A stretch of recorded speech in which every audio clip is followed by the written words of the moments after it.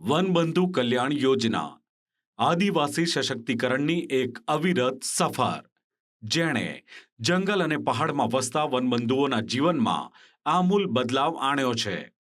જેણે શિક્ષણની સમૃદ્ધિ, સુવિધાઓનો ધોધ, આરોગ્યની ખુશહાલી બક્ષી છે. વિચરતી વિમુક્તિ જાતિ વિસ્તારોની કાયાપલટ કરનાર યોજના છે આ વનબંધુ કલ્યાણ યોજના, જેની શરૂઆત વર્ષ 2007માં કરાઈ હતી. આ એ સમય હતો જ્યારે વિકાસથી વંચિત આદિવાસી વિસ્તારોમાં વિકાસ શબ્દ અંકુરિત થયો હતો. ગુજરાતના તત્કાલીન મુખ્યમંત્રી નરેન્દ્રભાઈ મોદીએ આદિવાસીઓના સર્વાંગી વિકાસનો સંકલ્પ કર્યો અને આ સંકલ્પનું પરિણામ જ છે વનબંધુ કલ્યાણ યોજના, જે મુખ્યમંત્રી ભૂપેન્દ્રભાઈ પટેલના નેતૃત્વમાં ફળીફૂત થઈ રહ્યો છે. જેના પ્રથમ તબક્કાની સફળતાએ અંતરિયાળ વિસ્તારોમાં શિક્ષણ, આરોગ્ય અને માળખાગત સુવિધાઓ પહોંચાડી લાખો પરિવારના જીવનમાં ઉજાસ પાથર્યો છે. આદિવાસી સમાજની આર્થિક ઉન્નતિ અને સામાજિક ગૌરવની સફળ ગાથા બાદ राज्य सरकार वनबंधु कल्याण योजना का एक पैकेज घोषित किया है। 15,000 करोड़ रुपयों का पैकेज गुजरात के आदिवासियों के विकास के लिए, आदिवासी क्षेत्रों के विकास के लिए, समग्र देश के लिए एक नई दिशा देगा, एजेंडा सेट करेगा and Gujarat will be A trend setter tribal development के लिए। આ વનબંધુ કલ્યાણ યોજના 2 હેઠળ આગામી 5 વર્ષમાં 1 લાખ કરોડના ભવ્ય બજેટ સાથે સરકારે આદિવાસી વિસ્તારોની કાયાપલટ કરવાનું લક્ષ્ય નિર્ધારિત કર્યું છે. છેવાડાના વનબંધુઓને વિકાસની મુખ્ય ધારા સાથે જોડવા સરકાર મક્કમ ડગલા ભરી રહી છે. નવી યોજનામાં સ્માર્ટ શાળાઓ, આધુનિક હોસ્પિટલો અને હાઈવે કનેક્ટિવિટી જેવી આધુનિક સુવિધાઓ પર વિશેષ ભાર મૂકવામાં આવ્યો છે. આદિવાસીઓના સર્વાંગી વિકાસનો સંકલ્પ. સરકારનો સંકલ્પ યોજનાઓની અમલવારીમાં ઝળક્યો. પૂર્વ પટ્ટીના લાખો પરિવારોમાં પથરાયો પ્રગતિનો પ્રકાશ. વિચરતી વિમુક્તિ જાતિ વિસ્તારોની કાયાપલટ કરવાનો નિર્ધાર. જંગલ અને પહાડ સુધી પહોંચી વિકાસની લહેર. વર્ષ 2007માં શરૂ કરાઈ વનબંધુ કલ્યાણ યોજના. તત્કાલીન મુખ્યમંત્રી નરેન્દ્રભાઈ મોદીની દ્રઢતાનું આ છે પરિણામ. પ્રથમ તબક્કાની સફળતા બાદ 2ની કરાઈ શરૂઆત.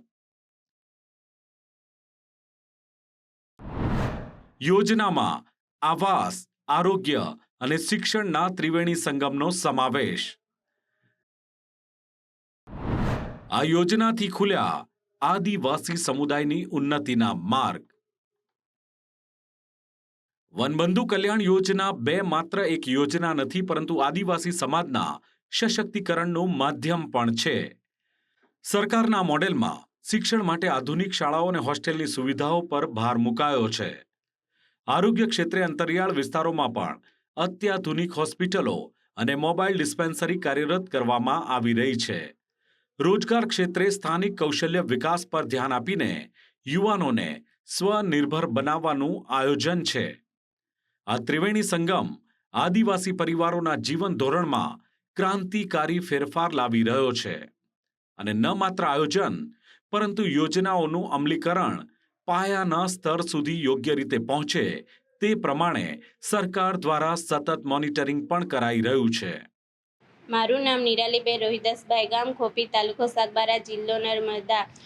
ઉંડાળ ખાતેના ગામમાંથી આવું છું. મારા ગામની નજીક વિવિધ સુવિધાવાળી શાળા ન હોવા, બીજી અન્ય શાળામાં અભ્યાસ માટે આર્થિક રીતે પહોંચી શકાય તેમ ન હોવાથી હું આદિજાતિ વિકાસ વિભાગ, ગુજરાત રાજ્ય, ગાંધીનગર સંચાલિત આદર્શ નિવાસી શાળા મિશ્ર ગરુડેશ્વરમાં હું ધોરણ 10માં અભ્યાસ કરું છું. અત્રેની શાળા ખાતે રહેવા, જમવા, અભ્યાસ માટેની સ્ટેશનરી, સાબુ, કપડેલ તથા અન્ય વિવિધ અન્ય વિવિધ સુવિધાઓ વિનામૂલ્યે પૂરી પાડવામાં આવે છે. હું આ શાળામાં અભ્યાસ કરી મારા ધ્યેયને પરિપૂર્ણ કરવા માટે મહેનત કરીશ અને તેમાં જરૂર સફળતા મેળવીશ એવી આશા રાખું છું. આવી બધી સુવિધાઓ આપવા બાબતે હું સરકારશ્રીઓની આભારી છું.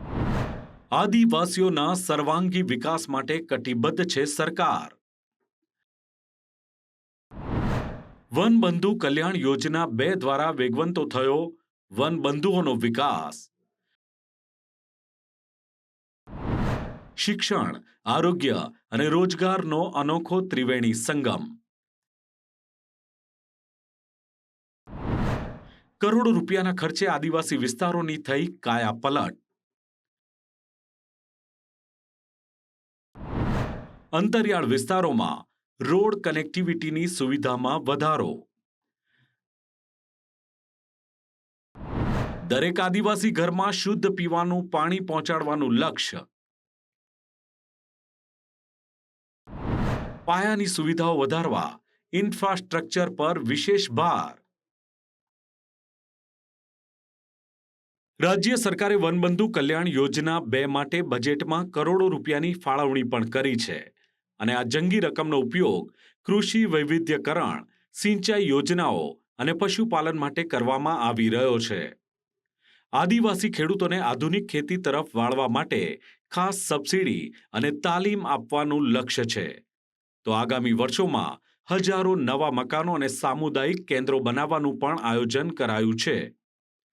આ વિકાસ કામો થકી આદિવાસી વિસ્તારોની આર્થિક સ્થિતિ દિવસે ને દિવસે વધુ મજબૂત બની રહી છે. રાજ્ય સરકારના આ વિઝનથી પાયાની જરૂરિયાતો હવે આદિવાસીઓના દ્વારે પહોંચી છે. દુર્ગમ પહાડી વિસ્તારોમાં હવે રોડ કનેક્ટિવિટી પ્રાથમિકતા બની છે. વનબંધુ યોજના હેઠળ પાકા રસ્તાઓનું નિર્માણ કરીને ગામડાઓને મુખ્ય માર્ગો સાથે જોડવામાં આવ્યા છે. શેડ્યુલ કાસ્ટના લોકો છીએ અને ત્યાં અમારે રહેવા માટે પાકા મકાનો હતા. વરસાદ આવે એટલે અમે લોકો એકબીજાથી રાત્રે વરસાદ આવે એટલે આમ તેમ રાત્રે ઊભા થઈ જતા. અત્યારે અમારે નરેન્દ્ર મોદી સાહેબે પ્રધાનમંત્રી આવાસ યોજનાના કારણે અમારી પાકા મકાન બનાવવા. અત્યારે અમને રાત્રે વરસાદ આવે તો આરામથી અમે ઊંઘી જઈએ અને આરામથી અમે નીંદ લઈ શકીએ. એટલે અમારે માન્ય શ્રી યશસ્વી વડાપ્રધાન સાહેબનું ખૂબ યોજનાઓ કાઢી છે અને ખૂબ લાભ અમને મળ્યા છે. અને બીજું અમારે ખેતી સહાય હોય કે બીજું હોય તો અમને અમે ખાતર હોય કે કીટ હોય તો તમામ અમને સહાય મળેલા છે. પીવાના શુદ્ધ પાણી માટે નલ સે જલ યોજના અંતર્ગત દરેક ઘર સુધી જોડાણ આપવામાં આવી રહ્યા છે. તો વીજળી અને ઇન્ટરનેટ કનેક્ટિવિટી વધારીને ડિજિટલ સાક્ષરતા પર ભાર મૂકવામાં આવ્યો છે. ઇન્ફ્રાસ્ટ્રક્ચર મજબૂત થવાથી પરિવહન સરળ બન્યો છે અને આર્થિક ગતિવિધિઓએ વેગ પકડ્યો છે. સરકારનું લક્ષ્ય છે કે કોઈ પણ આદિવાસી વિસ્તાર સુવિધાથી વંચિત ન રહે. આદિવાસી સમુદાયની ઉન્નતિનો માર્ગ. સરકારે આદિવાસી ઉત્થાન માટે કરી કરોડોની ફાળવણી. યુવાનોને રોજગારી માટે કૌશલ્ય તાલીમની પણ જોગવાઈ. ખેડૂતોને ખેતી માટે સબસિડી અને આધુનિક સાધનોની સહાય. એકલવ્ય મોડેલ શાળાઓ દ્વારા શિક્ષણનો વધ્યો વ્યાપ. આદિવાસી વિસ્તારોમાં નવી હોસ્પિટલોનું નિર્માણ કાર્ય તેજ. મહિલા સશક્તિકરણ માટે સખી મંડળોને મજબૂત આર્થિક ટેકો. વન પેદાશોના વેચાણ માટે નવી વ્યવસ્થા કરાઈ ઊભી. ડિજિટલ ઇન્ડિયા હેઠળ આદિવાસી ગામોમાં ઇન્ટરનેટ સુવિધા. સ્થળાંતર રોકવા સ્થાનિક સ્તરે રોજગારીના નવા અવસર. આંકડાકીય દ્રષ્ટિએ જોઈએ તો હજારો કરોડોના પ્રોજેક્ટ્સ હાલમાં પ્રગતિ હેઠળ છે અને છેલ્લા કેટલાક સમયમાં આદિવાસી વિસ્તારોમાં સાક્ષરતાના દરમાં નોંધપાત્ર વધારો જોવા મળ્યો છે. તો કૃષિ સહાય યોજનાઓ હેઠળ લાખો ખેડૂતોને બિયારણ અને સાધનોની કીટનું વિતરણ કરવામાં આવ્યું છે. આરોગ્ય કાર્ડ અને વીમા કવચ દ્વારા આદિવાસી પરિવારોને લાખોની મફત સારવાર મળી રહે છે. તો રોજગાર મેળા દ્વારા હજારો આદિવાસી યુવાનોને ખાનગી અને સરકારી ક્ષેત્રમાં નોકરી પણ પ્રાપ્ત થઈ છે. અને આ જ ડેટા સાબિત કરે છે કે વનબંધુ યોજના જમીની સ્તરે સફળ સાબિત થઈ રહી છે. આ યોજનાનો મુખ્ય ઉદ્દેશ આદિવાસી સંસ્કૃતિનું જતન કરવાની સાથે તેમને આધુનિક સુવિધા આપવાનો છે. સ્થળાંતર રોકવા માટે સ્થાનિક સ્તરે જ રોજગારીની તકો ઊભી કરવી એ સરકારની પ્રાથમિકતા છે. જંગલ પેદાશો પર આધારિત ઉદ્યોગોને પ્રોત્સાહન આપી આદિવાસીઓની આવક બમણી કરવાનો એક લક્ષ્યાંક છે. સામાજિક ન્યાય અને અધિકારોની રક્ષા સાથે વિકાસના પથ પર આગળ વધવું એ આ યોજનાનો આત્મા છે.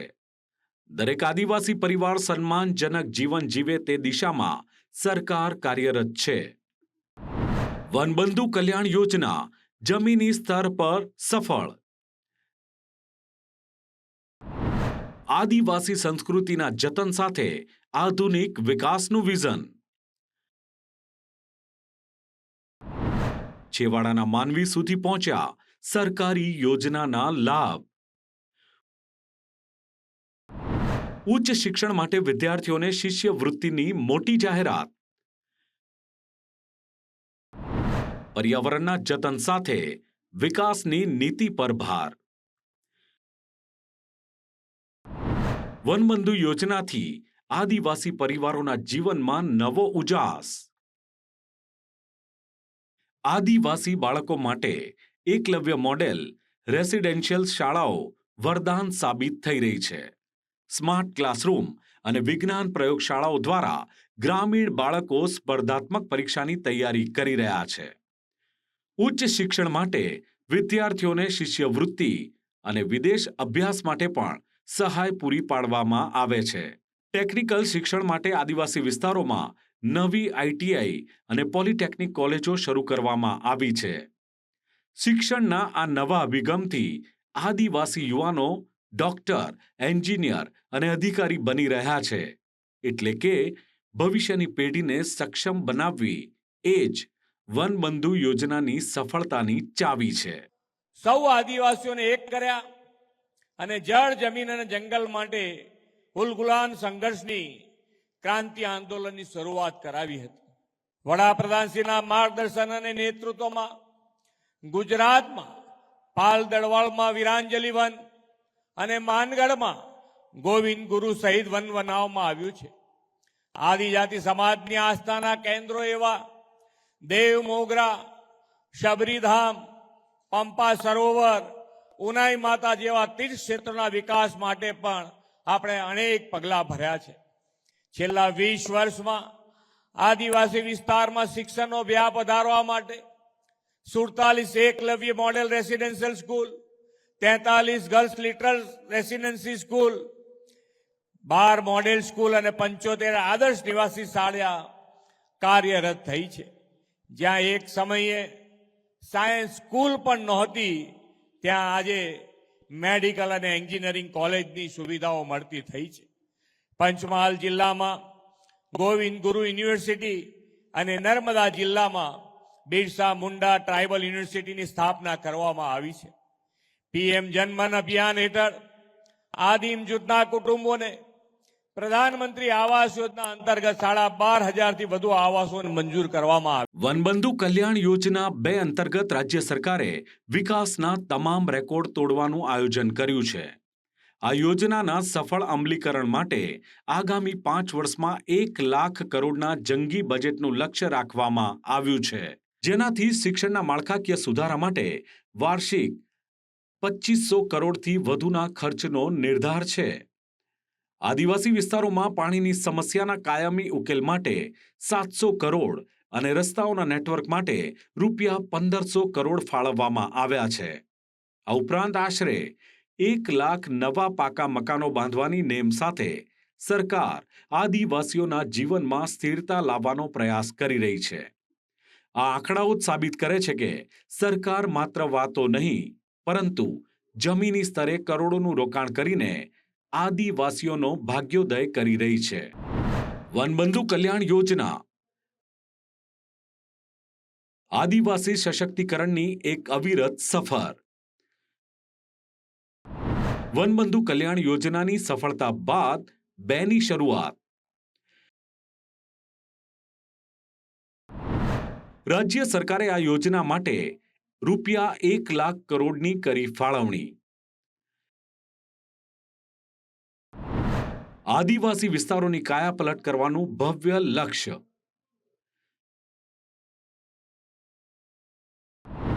શિક્ષણ ક્ષેત્રના વિકાસ માટે વાર્ષિક રૂપિયા 2500 કરોડની માતબર ફાળવણી. આદિવાસી પરિવારો માટે 1 લાખથી વધુ પાકા મકાનો બનાવવાની નેમ. રોડ અને ઇન્ફ્રાસ્ટ્રક્ચર માટે રૂપિયા 1500 કરોડનું વિશેષ આયોજન. પીવાના પાણીની યોજનાઓ માટે રૂપિયા 700 કરોડનો ખર્ચ કરશે સરકાર. ખેતી ને પશુપાલન સહાય માટે વાર્ષિક રૂપિયા 500 કરોડની જોગવાઈ. વનબંધુ કલ્યાણ યોજના એક એવી યોજના છે જેણે આદિવાસી સમુદાયનું જીવન સદંતર બદલી નાખ્યું છે. એક એવી યોજના જે મક્કમ નેતૃત્વનું ઉમદા પરિણામ છે, જેણે આદિવાસીઓના ગૌરવવંતા વારસાને જાળવીને તેમને આધુનિક સુવિધાઓથી સજ્જ કર્યા છે.